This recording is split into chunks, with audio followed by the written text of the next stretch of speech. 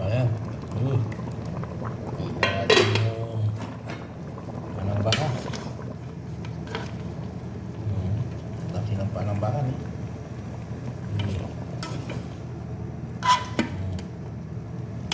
Lagyan na natin yung panang baka yung kabayan eh.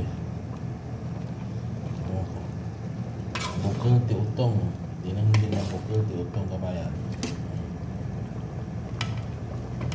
Baka paborito na kabayan. Kasi nakahirap tayo na ay nabigyan pala tayo ng bonus. Lagyan na natin yung sili, kulitis. Ayan eh, sili, kulitis, ampalaya, mikus-mikus na yan. Mikus-mikus na yan kabayan.